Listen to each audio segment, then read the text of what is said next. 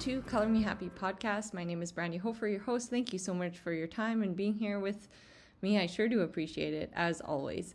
This week, what I want to talk to you about for weekly inspiration, which you can also get from our newsletter weekly, and just like minor humble brag here, our email newsletter, 50% of people open them, which the industry standard for email opens is like 5%. So I'm super proud of that fact. It means that we're genuinely,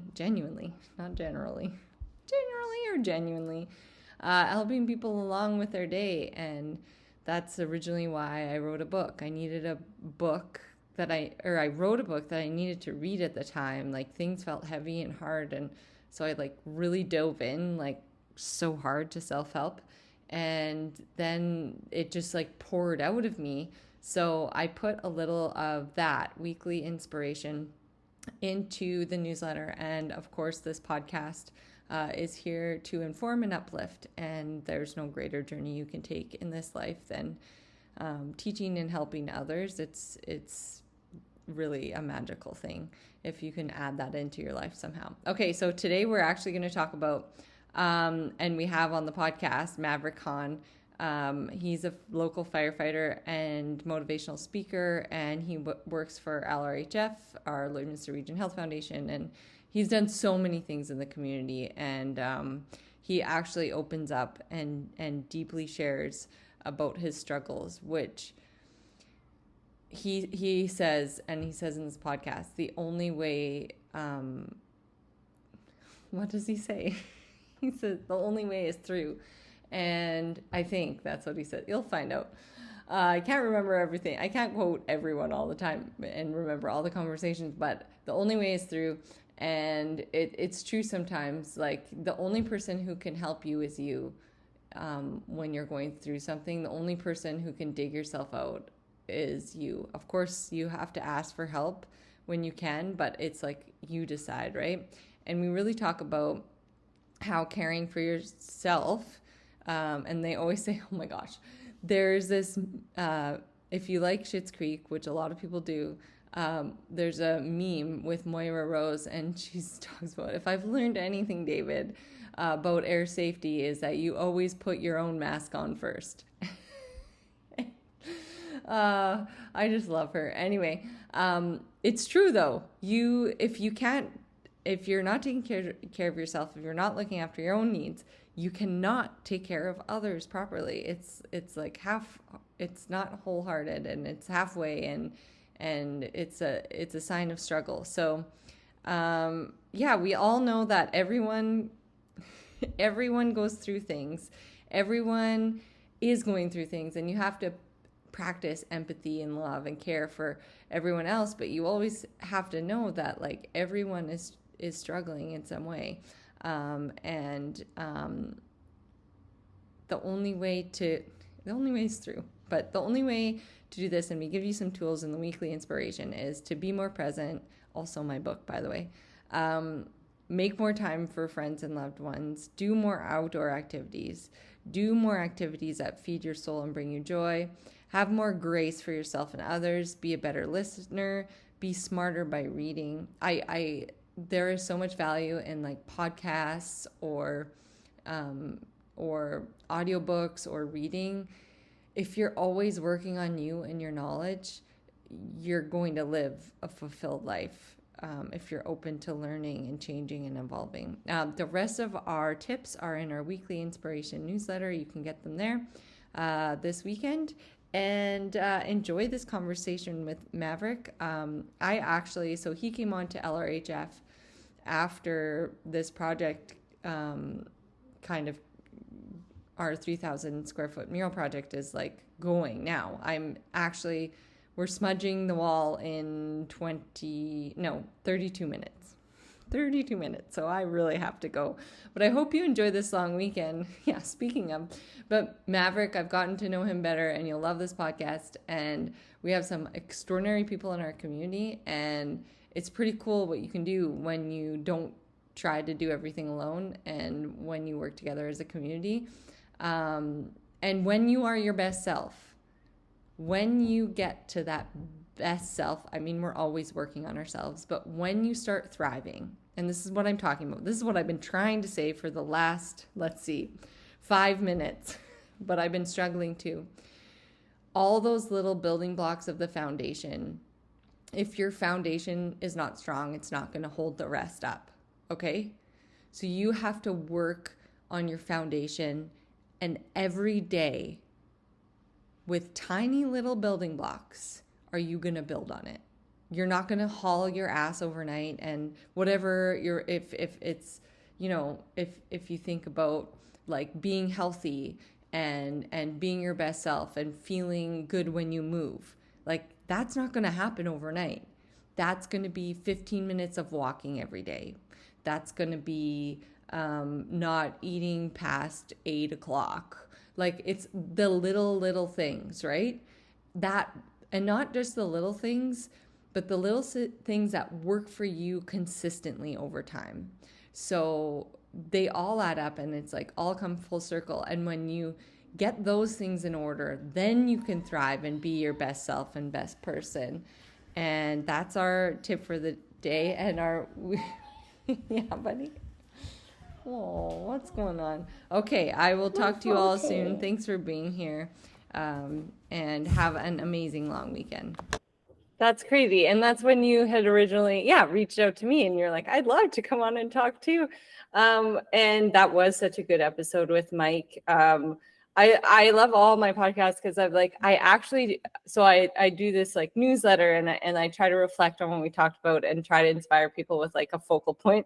But sometimes in the episodes, there's so many great content and there's so much to take away and walk away from. There's like, I sit there for like 2 hours and I'm like, I just re-listen to this and I don't know what to choose. Like it's all so good. Even when I'm speaking, I write down inspirational points or like something that will move people. And I'm like, there's like 7 good ones here where we could pull something really special. But what you're saying and what you took away from Mike, I really resonate with because I'm a busy person and individual too. And I love connecting with similar minded people in our community because ultimately we are trying to make our community a better place. And I love hearing about the program that you have started, and it might be difficult and it might feel overwhelming and like you're doing too much right away. But once you set up these systems, like that's the hard part. And then like it just, you become more efficient and it becomes more streamlined. And then it's just like, that's just a thing I did and it was hard, but now it's like habit and routine and it's just like, that's just something I do. But the important and the key part is that you are passionate about it. And that's the part where I think a lot of people have that missing element. And you work with Stephanie Monroe, who is also on the podcast, of course. And she's always touching her chest and she's like, if in your heart of hearts, you know. Oh, yeah. So I love that line. And she said it so many times, and I hope she keeps saying it because it's such a great reminder. If you know in your heart of hearts that you're on the right path and you're doing the right thing, because you cannot control others. Right. That is something that is out of your realm, but you can control your decisions and your focus, and you can control your current moment that you're in and like the steps every day. You may be doing a lot, but write down 5 of those things and see if you can tackle those 5 things today. And then maybe you'll tackle some more the rest of the week and the rest of the month. And then, you know. Yeah, absolutely. And honestly, just from that podcast that I've listened to, I started doing like, and it seems like whatever Mike does, I was like, I'm going to just like try that. So I got on the AG1 and I want to be like Mike. Yeah. I'm like, I want to run. And like, I'm not a runner. Like, obviously I've got AG1 right here.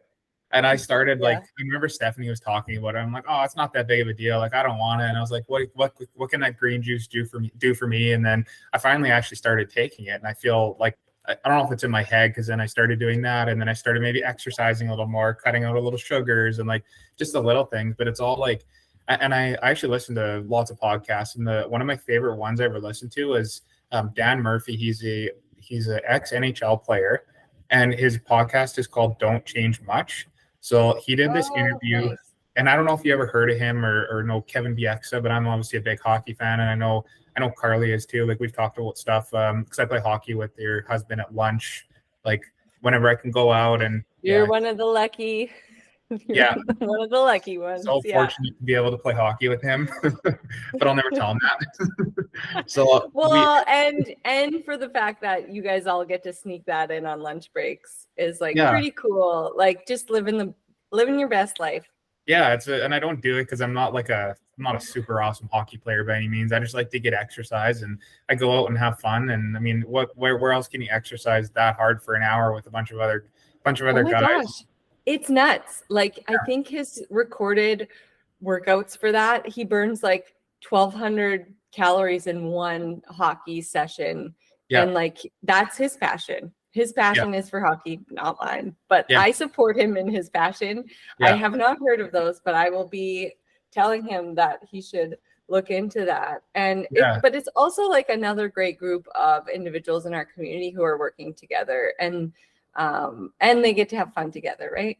Yeah, absolutely. And the podcast that I actually really listen to, so he's got about 40 or 50 episodes now. It's a relatively newer podcast. So he has one that's it's Kevin Bieksa. So he does lots of traveling. He's one of the hockey analysts on Hockey Night in Canada and kind of through the playoffs. So ex NHL. He played for Vancouver most of his career, and he talks about traveling, and he's got young kids, and he's got a hockey academy, and he talks all about like mental health, and he talks about eating healthy and just making small little changes. He's like, you're not going to go out, and he's like, I still drink wine once a week, but I know I make sure I hydrate myself before I drink that glass of wine on a Friday night, and I make sure I get my exercise in that day. I feel a little groggy the next day, so then I make sure I drink a bunch of electrolytes. And like it's all about like planning for the next kind of step, and like just making those tiny little changes. Because I mean, if anyone was a busy guy, it'd be him. He basically does a hockey analyst like five or six nights a week right now, and then he's got his hockey academy, plus he's got a family. He lives in LA or California somewhere, and then travels all around. So like if there was anyone that like wouldn't be in shape or wouldn't be like an active person, it would be him, because you have every excuse to just like eat fast food and be on the road all the time. But he makes the effort to have a trainer and work with them like day in, day out. And yeah,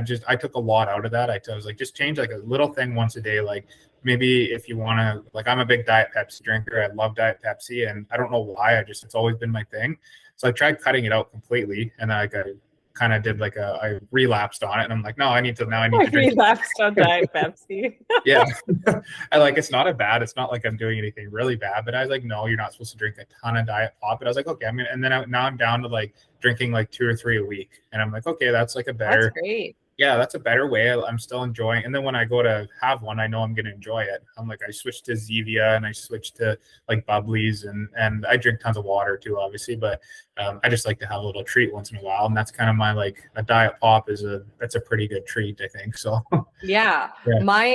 For Diet Pop, only if I go to the movies do I get a Diet Pepsi. Like back to the movie and popcorn treat. All And doesn't have to happen. And all the popcorn with I like to mix in mini eggs or M&Ms, and like that's the treat. But like, yeah, consistently, if you're, taking in something into your system that's like, well, ultimately probably going to kill you, then and that's why Atomic Habits is probably, I think, one of the number one selling books on Amazon, is because it's like, people keep trying to, like, they're just like, every New Year's they do these like fad things, and they're like, and it's just not a realistic thing, because you're never gonna stick to it, because it's just too challenging and you're hard on yourself, and we all do better with positive reinforcement. But like I said with your program at the beginning, is when you consistently bring something into your life, and there's like the adjustment period, and then it's just like all of a sudden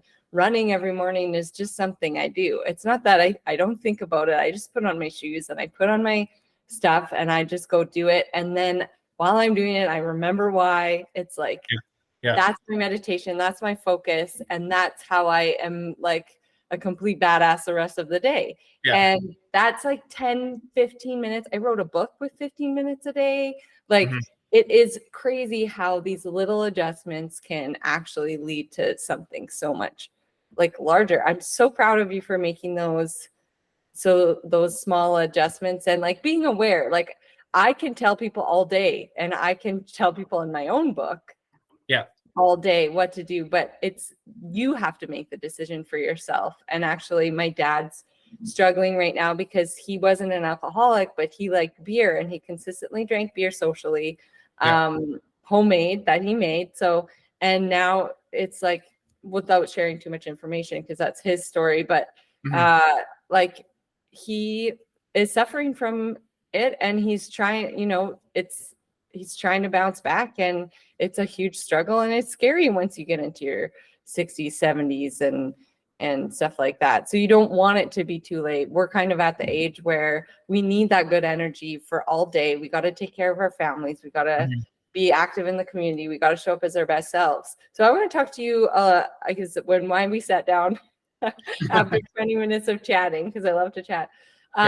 You're a very big advocate for mental health, and I want to talk to you about it because I feel like we are in a bit of a mental health crisis currently.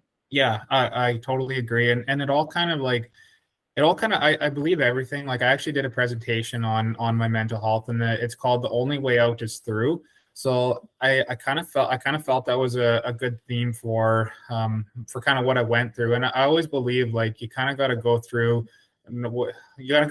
crap in order to get on the other side, and then really appreciate, especially health, especially like your mind, especially anything to do with your body, especially too. Like I couldn't believe how powerful my mind, a person's mind is. Like, so backstory, I guess I've been doing this I've been on the fire department for about 14 years now.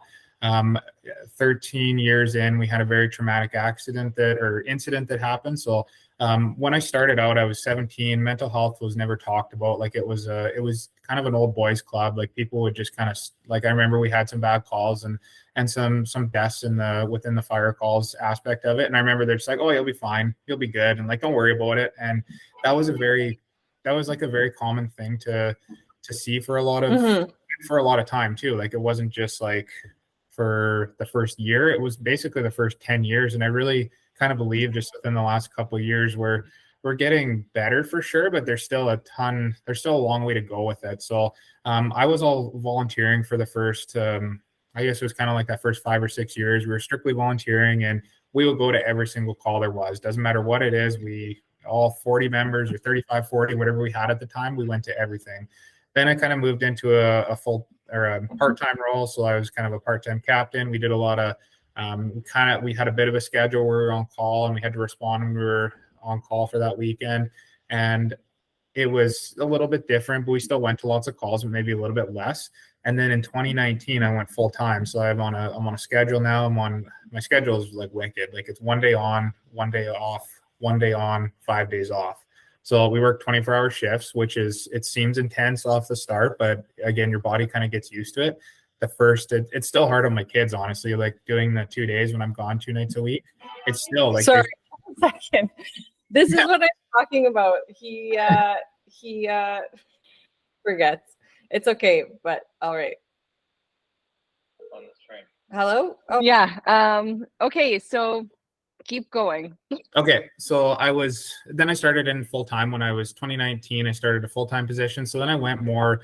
We were going to basically every call there was, and that's when we started to get more into medical calls. So when we go out, when the fire department goes out, I don't know if you know or not, but when we go out to a call, it's generally a serious call. So it's a cardiac arrest, it's a stroke, it's a suicide, it's a overdose. Like there's lots of serious calls that we go to. So we're not going to like calls with like a 80-year-old, say, with like a sore knee or something, or like a sprained ankle. Like we're going to the really serious calls. So that's when and obviously my whole childhood and all right up through till I was 17, I had a pretty sheltered childhood. Like I didn't really have any trauma that went on. We basically had like no deaths in the family. We kind of did lots of traveling. We had good family, no like split ups, nothing kind of like that. So I had I would say a pretty sheltered childhood. And then when I turned 17, I'm like, oh, let's do the most like intense job there is with the most trauma I could ever think about. Yeah, so that's scary. So it's like paramilitary structure. Like it's similar to the military, and I would never compare myself to something like one of them, but it is kind of similar in a sense of you're dealing with the emergencies and you're dealing with lots of like serious incidents that happen. So Then we started to go to lots of calls, at medical calls, and especially within Lloydminster, there's a ton of overdoses, like a ton of narcotic use and a ton of drugs going around that people wouldn't even like understand the kind of the gist of it. So we go to we were going to lots of those, and we would assist the ambulance, whether it was the WPD service or the Medivy service. So we would assist a lot of them in the calls. And I kind of felt myself over the time, I started to get like a little bit overwhelmed and kind of worked up. And yeah, I did. I definitely felt, and I learned a lot between the difference in anxiety and PTSD, and I'll kind of touch on that a little bit. So, I living in a town of Lloydminster. It's 30,000+ people, but it's still a small town. We still know everyone. I've been to, and all of us too. Like especially when I grew up here. Like I've been here for 27 years now. So my roots are here. I know lots of people like within the school division and then even the business community. We knew it was going to happen eventually, that we were going to go to calls where either it's a house fire, it's a medical call, it's a car accident. Like there's so many different kind of scenarios that would run through my head sometimes. So it would have been in July of 2021. We got called. I was one of the acting officers that day. So I'm a full-time firefighter. And then that day I was acting as an officer that day. So I was kind of an acting captain that day. And there's 4 people in the truck at all times. So we were actually just getting fuel at King's Husky, kind of on the north side of town.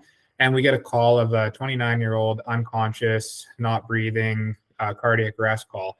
So when we got the call, instantly, whenever those calls come in, your heart kind of drops a little bit and your stomach you get a little bit of, which is a good thing, which is like, if you were didn't show emotion, that would probably be a problem. That if you get this type of call, like everyone's got their severity of what trauma is, what triggers them. And sometimes like calls like that, like those type of like that age, especially like anything that or younger is kind of like okay, like that's my age. That was how old I was at the time. So we get there and we pull around the corner, and then I looked at the house and I'm like, oh crap, I know who that person is. I know that house. And I was instantly like a little bit nauseous and kind of started to get like almost like dizzy a little bit. And I never knew I would have had to really be in check with my emotions. And the guy that was in the back, so one of the guys that was in the back seat, I looked back at him and we both knew the person. Like he was actually like best friends with him, and I was kind of an acquaintance with him. So we pull up and the ambulance is already there, thank God, because a lot of the times we aren't trained obviously as much as the EMS crews in Lloyd are. We are up to a medical first responder level, and then there's the paramedics, and then there's advanced care paramedics. So there was actually both of them kind of in there. So we walk into the garage and we see this person's ex-girlfriend sitting in the corner crying and like shaking, and her dad was in there kind of hugging her. And we instantly knew, we're like, oh God, this is not good. We knew the house, we knew her, we knew kind of the scenario. So we walked down the stairs and kind of an unfinished basement. And then we noticed the guy, he committed suicide, and he was just laying on the floor.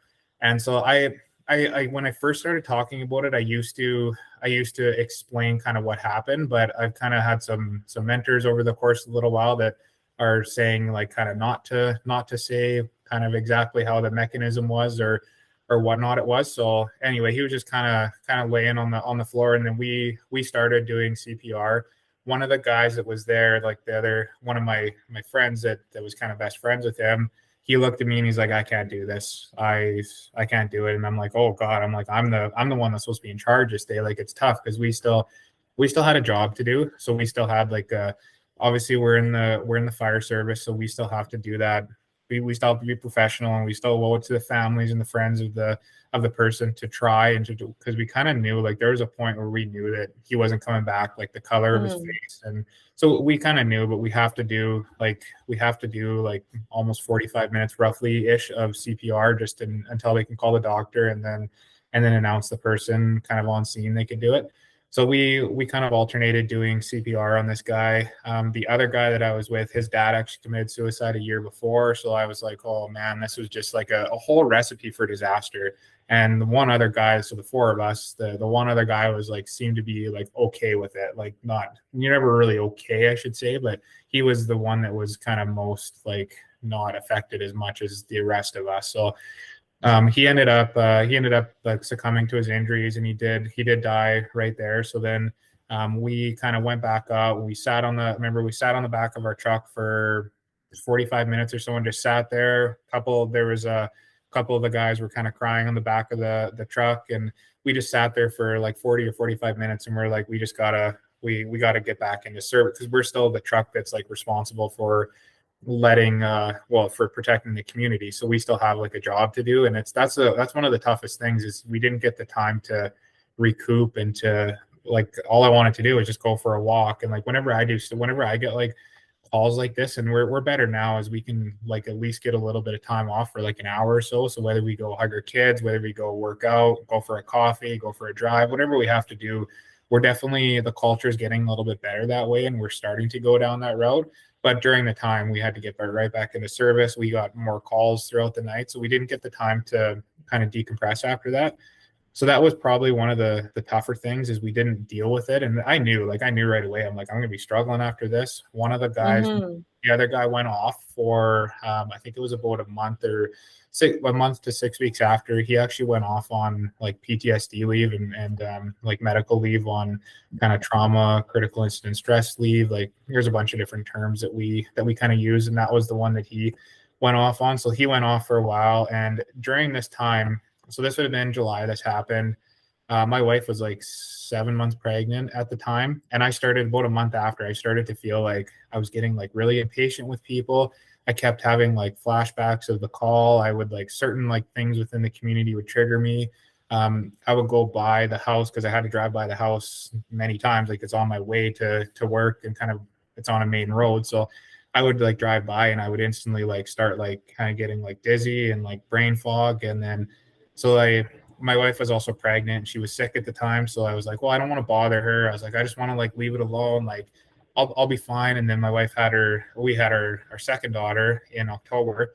And then November, November, I was feeling kind of rough again. I started to get a little bit like even worse. Like my baby would cry and I would just get like so anxious. And I'm one of the most patient people there are. And I was just like, no, this is like, I was getting like overwhelmed when she would cry and I would just get like I couldn't barely get out of bed sometimes. So my wife actually ended up in the hospital after that. And then she kind of had like a septic infection and it was like actually pretty serious after and mastitis after. So Mm-hmm. then it would have been about December time, and I started to feel okay. I'm like, you know what? I feel all right. I wasn't having like really bad flashbacks. I was okay.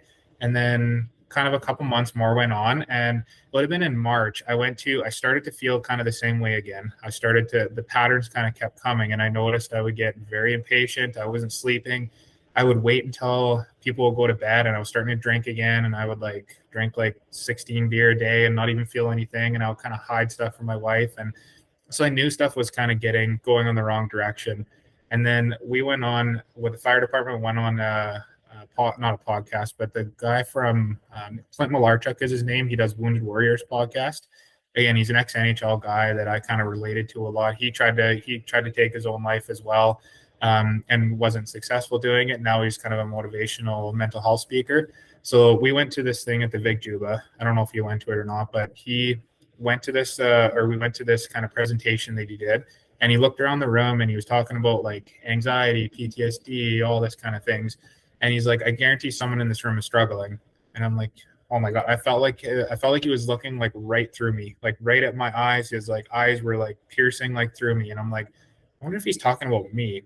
And then everything he said resonated with me. And it was kind of a bit of like my wake up call and like a little bit of like, okay, I need to get help. Like I'm going to book in with a psychologist. So then a couple weeks after I booked in with a psychologist, and I was still working at the chamber at this time. So booked in with a psychologist, kind of did it on like a Wednesday or Thursday. And she's like, the psychologist is like, no, I think you're okay. You're okay. And I'm like, oh, okay. So then I went out that night and I felt like I was so mad and I was like furious with it. And like, so then later that night we had a work function that we went to. And after everyone left, there was like 3 or 4 of us there. And I think I told my wife I'd be home at like 7:30 or 8 o'clock because it started at 4:30. So I was like, only be a few hours. It's a work function. And then I ended up staying after, and I got like really, really drunk. I think I drank like over 20 drinks that night, and I didn't tell my wife where it was. She was texting me, and then I was like, I'm gonna come home soon. And I think I got home at like 2:30 in the morning, and I was like, I need help. Like I was like, I got to get some kind of like help. And so then the next morning, she's like, you're going to the hospital. You need to like, you basically, I feel like that was my rock bottom. And I was like, I feel like I hit it, and I was like, okay, I'm not going back here again. I went to the hospital, and luckily the staff there were phenomenal. Like they were very understanding with it. And I told them like I was having flashbacks, dreams. I couldn't even go in my sister's garage because the smell of the garage was the same smell of the other garage that I walked through, and that alone was like just it set me off like crazy. We had things in our trucks. We have ratchet straps, and that was also a mechanism that he used with how he tried to do, or how he did succeed on doing it. So I couldn't even check like our fire truck, one of our rescue trucks, the same way, because I couldn't like look at this tool. I was like, I just can't even look at it. So then I sat in the hospital, hung over for like 7 hours, almost 8 hours, and I just felt like a bag of crap. I felt totally bad. I'm like, I'm never going down this road again. I need to get on the right track. So then a psychiatrist came in that kind of after that, about that 8 hour mark, talked to me for about 2 hours, did a questionnaire, and he's like, okay, you have PTSD. And I'm like, oh, thank God. I was like, I thought something was wrong with me. I'm like, I didn't know. I was like, I went to a psychologist and she said I was fine. And then I was like, you know what? No, I was like, no, I need to. And that's where I learned that I need to advocate for myself. And that's always my biggest message with doing these presentations is you have to advocate for yourself. Like I knew there was something that was wrong, and the psychologist, whether she knew or not or couldn't diagnose, I didn't really care. I'm like, I need to find out what's wrong with me. So then I went down the psychiatrist route. I was like, I'll go to the hospital then. And like, it's too bad that I had to go down that route, but I also was like, no, I knew I needed to do something. My wife like drugged me there. She's like, you need to go. She sat with me the whole time. Luckily, I had a really awesome psychiatrist that he prescribed me with venlafaxine after, and I'm still on it to this day. I try going off of it, and I'm like, no, I'm happier on it. I'm way more motivated. I don't have any flashbacks anymore. I sleep good. I feel like 100, maybe like 95% now. So I'll never go off it again. So then after, Yeah, thank you for sharing that. That's very hard to share, and I think it takes like coming out of it, like you say, going through in order to and feel comfortable and not be triggered by talking about it again. And like you're like a vessel of information for people who are maybe in the place that we're speaking about. And we talk about a lot on this podcast specifically about equality and women fighting for equality in like business and partnerships and stuff like that. But in the same breath, and what I do support too is society's expectation on men, and that they have to go to work and keep it all in. And it's just not true. Like you can be present as a father and dad, and that is important to you. And not only just present, but present as the best version of you, and not the version that where you were struggling and you felt like you had to keep it to yourself. And how toxic did that become? And I thank you for sharing. And I talk about not a lot in my book because it's a book in itself when we talk about these parts in our life. But I too struggled with mental health, and I had to advocate for myself as well. No one believed me because I was functioning at work and at home, but drinking like on a Sunday at like 2 o'clock in the afternoon, and just like holding everything in. But then I remember one afternoon I like screamed in my car, just like screamed so loudly, and like, yeah, no one believed me. I guess when you're functioning and going through it and being on medication, there's no shame in being on medication. And once it was like that jump start into like feeling good again. You're like, this is what it is like to feel good, and it's okay. 60% of the population actually is on something. So it's really nothing to be ashamed about. And then I learned through not drinking anymore and lifestyle that, and I don't, like, I'm not a medical doctor, so no one go off their medication, please.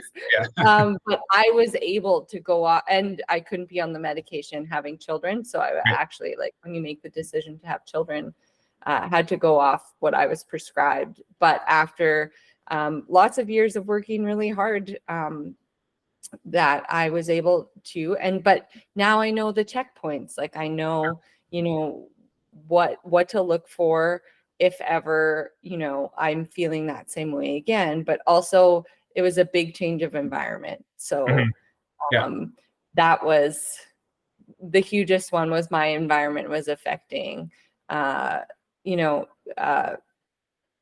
I was as a person. And I obviously advocate for people pursuing their passions and seeing their everyday ordinary as extraordinary. So thank you for sharing that part of your journey. So keep going. I want to keep hearing the rest of your story. I just wanted to thank you so much for sharing that. Yeah, no, I appreciate it. And the first time I had to tell this story, it was about, I think it was like 6 months or 7 months after I kind of got diagnosed and I came back to work. I had a hard time talking about it. Like, even with my psychologist, I do check-ins with her frequently, and I'm like, no, I have to do it. Like, I was like, it's so important for me to do it. And I remember I did one presentation at Grace United Church for it's kind of Lana Lane was the one that was kind of heading that up. It was amazing. She's such an awesome.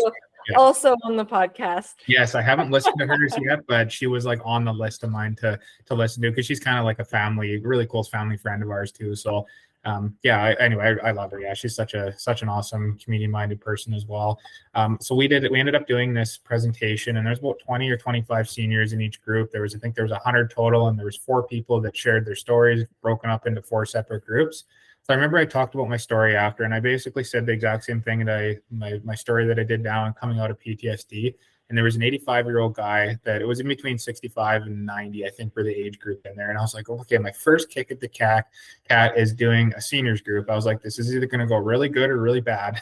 So I was actually very surprised. There was one guy that came up to me, and he sat in a chair, crossed his legs, and was like, what can you teach me that I don't already know? And I'm like, oh, this is my first time like trying to talk about this. And like, I was already a little overwhelmed going in there. One of like the first times I've done a little bit of public speaking, but like speaking about something as heavy of a topic as that is not something easy. So I talked about it, and I thought I did a good job. And then at the end, he's like, oh, he was in tears at the end. He's like, you know what? My son was a firefighter back in, like, he was 85 or 86, I think. He was like, my son was a firefighter. He actually took his own life. And I thank you for sharing that. I wish there would have been something when he was this age. And he was just in that mentality that I want to call it the old school mentality. And then, not that I changed his mind over everything, but I kind of opened his eyes up. I was like, yo, it's okay. You're a guy. You have that. There's always that kind of expectation to be the big macho guy, and especially the firefighter. Like, I'm a 240-pound guy with tattoos, and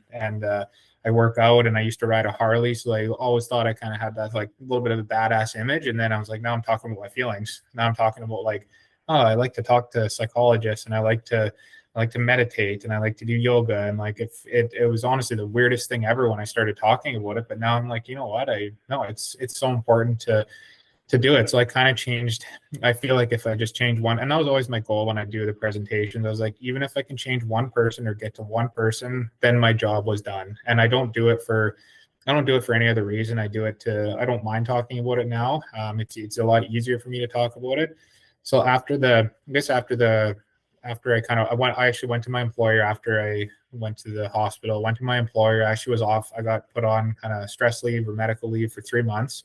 And there were so many people that reached out during the time. I had such a supportive network. Right from my wife would like drag me out of bed and be like, we got to go for a walk. Let's take our dog for a walk. You need to go to the gym. You need to get out, go for a round of golf, like just do something. I still had another job that I could do like with the chamber. So that kind of kept my mind off of things, which was kind of good, but also bad. It was like a combination of the two, because I found I would like work more, and I'd be like try to keep myself so busy that I wouldn't focus on it. And then I kept seeing my psychologist, and that's a big thing, honestly, is a lot of people are busy, and I don't like to use the term like, oh, I'm too busy for that. I'm too busy for that. A lot of people have a full schedule, and people are busy. I get it, but there's like, I look at somebody like Stephanie, she's probably the busiest person I've ever met, and she still makes time to like go for runs at night. She still makes time to like text when she knows, like, I went through some issues with them last year. Like, my wife has cancer right now, so we're kind of going through that again, and she always texts me like, how's things going, how's Jess doing? Like, she always kind of checks in. So I look at someone that has 4 kids, that is a CEO of a health foundation and does like honestly everything in the community, and she still makes time for it. So I have a lot of respect for her, and I think I always will. Like, it's always one of those things that I kind of look up to her a little bit in that sense too. So there was tons of people. of us look up to her. Yeah, honestly, yeah, she's a total badass. Yeah, totally. I just the thought, yeah, and that's what we all have to remember. Like, we're all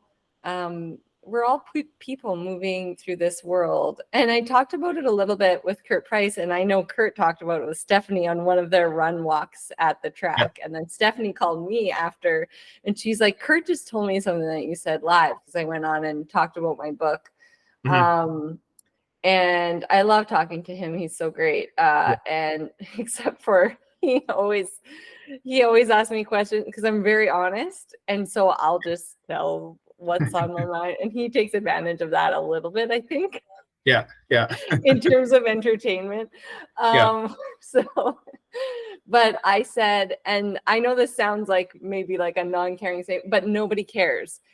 No, like, you know, when you're thinking like, I don't like going to the gym because like people will see me there. People will see me there, and like, what will they think of me? And that prevents you from going to the gym. This is a small example.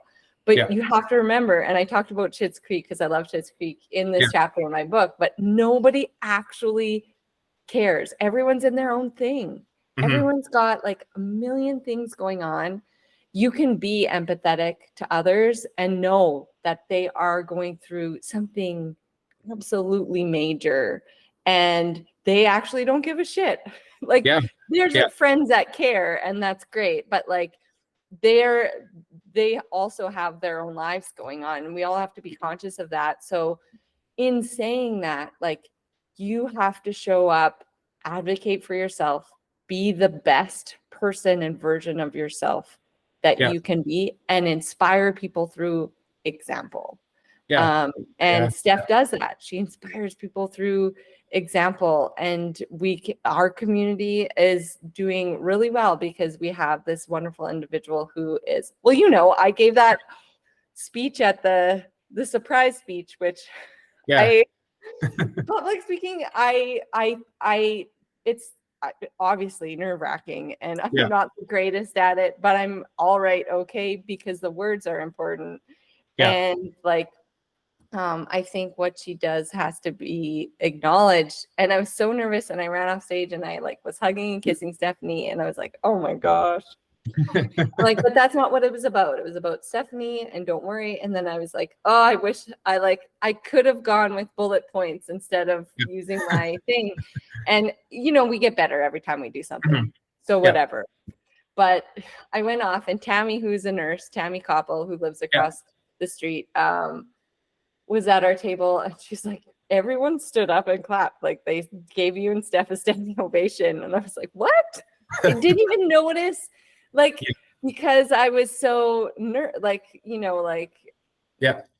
it's hard, but like, what we do and what we say, it really matters. And I'm so glad that you're talking about and being open about mental health and working. I think as a community, we have some special individuals working together.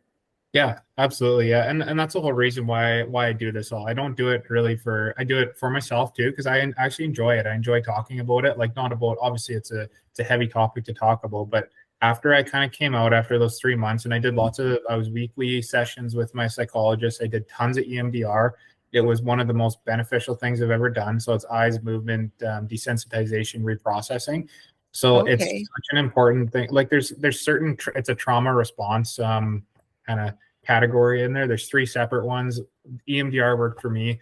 I always tell people I am not any type of expert. I'm not a doctor, obviously. I just talk about my story, what's worked for me. You could go in and do EMDR and absolutely hate it. So I'm very open and honest about it, that it worked for me. Whatever I talk about, it might work for you, or you might think this is the stupidest thing ever.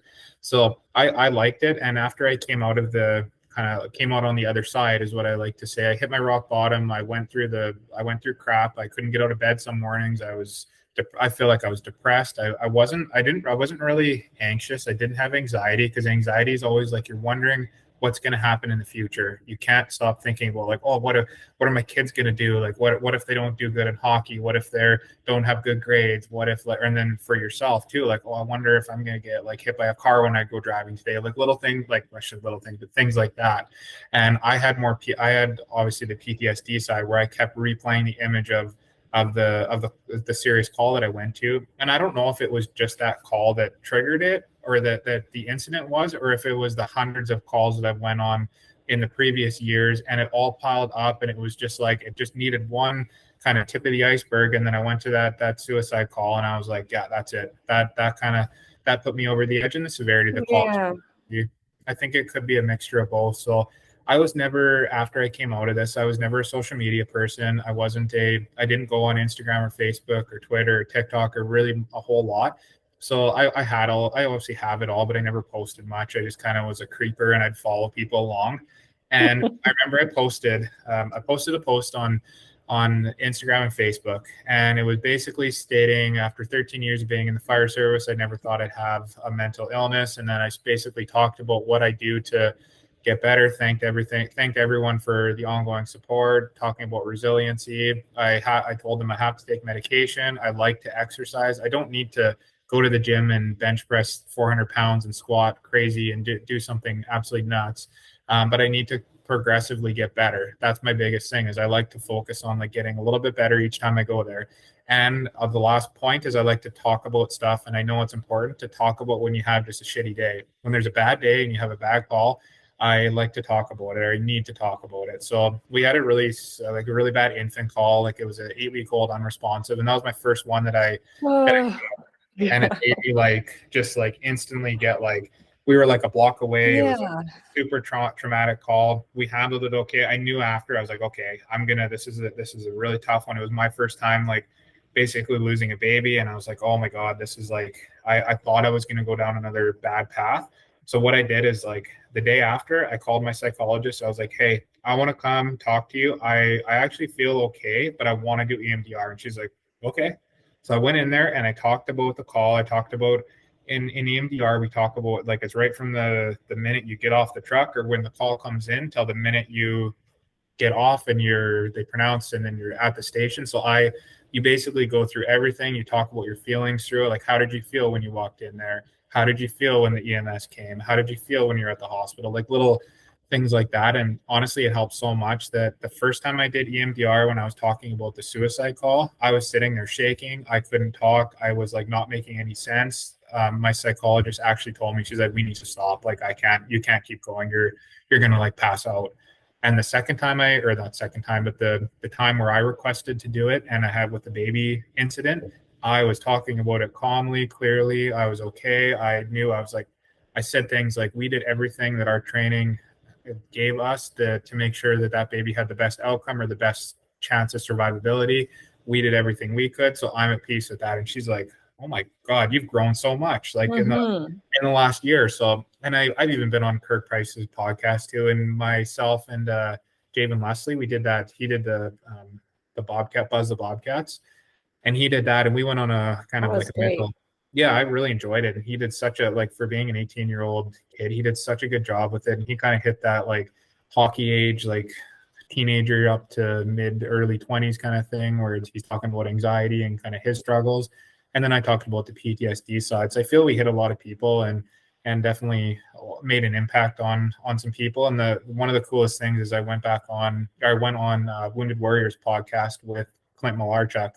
So he was the very person that kind of gave me a kick in the ass, I feel like, to say the least. He kind of talked a little bit about that, and I talked to him, and I talked to Chuck Thuss, who's kind of the co-founder of the podcast. And it was like kind of a bucket list item. I was like, I got to be interviewed by like an ex-NHL goalie. like, that's cool. Mental health advocate, goalie. I was like, oh, that's a check off that's a check box right there. So yeah, just like coming out on the other side, they call it PTSD growth, like or PTSD recovery. There's different kind of terms for it. Coming out now and be able to like talk about it now and not like getting overwhelmed and not making it ruin my whole day. It feels like so good to do it. And I'm even going to some oil field places and doing some presentations. I went to a couple youth groups, and I don't, obviously the presentation that I do at a youth group is a little bit different than a bunch of grown men. Of course. Yeah. Need to like say exactly what happened, and just to talk about it, it's a little bit easier. So yeah, and then to hit the indigenous communities too, because they have a lot of generational trauma, and just to relate to a lot of them, like they were like so open about stuff, and we talked for like an hour. Me and two of the people talked like 2 hours after, and he's like, oh, my dad's struggling with this, and like it was cool to see. A thing that I know I struggle with off the start is I took on a lot of it. So every time I come out or do a podcast or do an interview or do a presentation or talk to people about it after, I feel like heavy after. I'm like, oh, okay, like this poor person, like, and I still have sympathy, which is definitely a good thing. But I also have to like leave it at the door, like make sure I don't bring it home. And that's a hard thing to do. That's one of the hardest things whatever you deal with an emergency job, whether you deal with like, if you're like a nurse, if you're a psychologist, like I think a lot of people struggle with it, not taking their work home. And that's something that I struggle with, but I kind of work my way through it, and I feel like I'm doing better now with it. So yeah, just a little bit of insight on that. It takes a special individual to do what you do, and to like continually also go into the fire. Yeah. Like go into those situations. But I think you found such a way to do it that you're helping so many other people, and I hope you keep going. Thank you for all your work, and thank you for coming on and talking about it. I really appreciate it. Yeah. If you're ever inspired again to talk about another topic and what we're doing all in the community together, I'd love that too. All right, I'll try to fit this in while my family leaves me alone for maybe a minute more. Our sketchbook project is in full swing. We got a lot of people joining. You can join up in our links below. It's super fun. You get a weekly cue to either take on this sketchbook project by yourself, or you can do it with your kids or friends or loved ones, and it's so super fun. It gets you outside, it gets you flower pressing, it gets you experimenting with portraiture, collaging. Like, it's very experimental, and it's the whole point of keeping a sketchbook. And by the way, I haven't started mine yet, but I'm doing a 3,000 square foot mural, as you know, and because I talk about it every time because I'm so freaking excited. I'm going to do it a lot with my kids and my niece because she loves to do it a lot. And she wants one-on-one time all the time, which is next near impossible with my 3 boys. But even her mom does it with her. And so we're going on holiday to Victoria, and they'll be there too. And that's when we all, it's so cute because we're in a whole different place. So we collect stuff from the sea, and it's so fun. I can't wait to get started. But this is starting you off because I have stuff that we did from last summer in there, which will get you going. And then we'll be adding to it as we go. And it's really great for children to explore, connect to their creativity, and provide that outlet and safe haven for themselves, because they can have that tool for the rest of their lives. You can have that tool. Alrighty, so what else can I tell you? Oh, yeah, of course. We actually have a really cute, and you can see on our Instagram at Brandy Hofer Studios, we have a really cute DIY new mural class. It's really affordable. It's for interior DIYers, who is anyone, because you just choose to do it yourself. We have all your questions answered in there and more.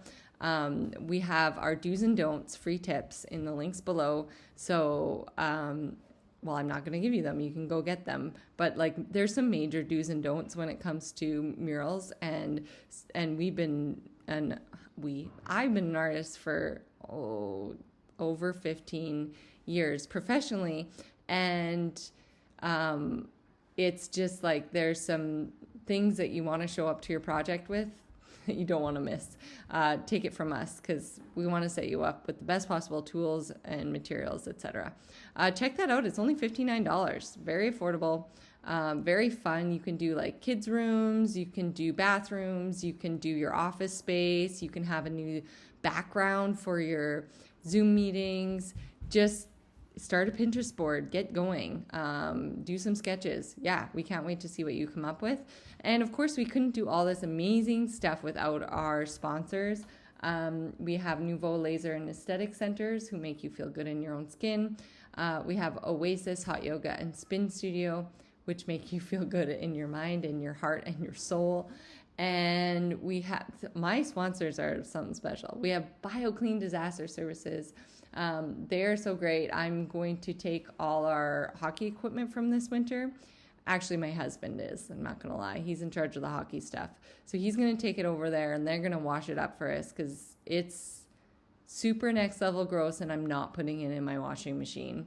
And that's local to Lloydminster. They're a great, great family-run company, and it's like just gorgeous, gorgeous people. And I'm so grateful for them, and I've got to meet with them lots lately and learn more about what they do. And they're super community-minded, which I really admire, and they're great leaders in our community, and we can all look up to that. In fact, Jody's coming on our podcast, so stay tuned for that.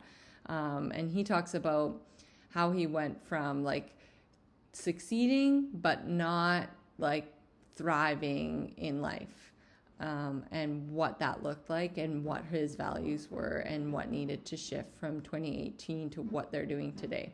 So it's pretty cool to learn that.